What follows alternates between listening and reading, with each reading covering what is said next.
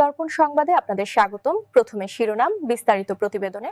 আজ জুমার নামাজ শেষে বিজয়নগর কালভার্ট রোড এলাকায় প্রচার চালানোর প্রস্তুতিকালে দুর্বৃত্তদের গুলিতে মারাত্মক আহত হন ইনকেলাব মঞ্চের মুখপাত্র ও স্বতন্ত্র সংসদ সদস্য প্রার্থী শরীফ ওসমান বিন হাদিকে।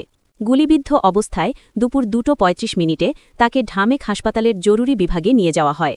এরপর রাত 8টার দিকে স্বাস্থ্য ও পরিবার কল্যাণ মন্ত্রণালয়ের আইসিইউ সংবলিত বিশেষ অ্যাম্বুলেন্সে করে হাদিকে বসুন্ধরার এভারকেয়ার হাসপাতালে আনা হয়েছে। হাদির ওপর এই হামলার ঘটনায় রাজনৈতিক অঙ্গনের একাধিক ব্যক্তিত্ব নিন্দা জানিয়েছেন।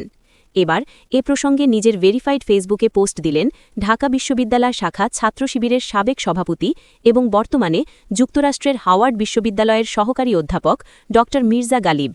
পোস্টে তিনি হাদিকে জুলাই আন্দোলনের অন্যতম হিরো হিসেবে গণ্য করে লিখেছেন, ওসমান হাদি জুলাইয়ের আইকনিক ফিগার, আমাদের সময়ের নায়ক। তিনি আরও বলেন, হাদিদের কোনো ভয় থাকে না, কোনো মৃত্যু থাকে না। যারা কাপুরুষের মতো গুলি করে বিপ্লবকে শেষ করতে চায় তারা জেনে রাখো, আমাদের বিপ্লব চলবেই। হাসবুনাল্লাহ।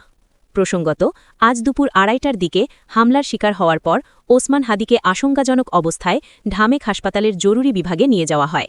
সেখানে তাকে লাইফ সাপোর্ট দিয়ে অস্ত্রোপচার করা হয়।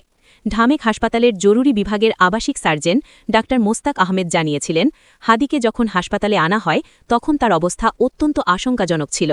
পরে তাকে সিপিআর দিতে হয়। তার মাথার ভেতরে গুলি থাকার পাশাপাশি কানের আশেপাশেও গুলির আঘাত রয়েছে।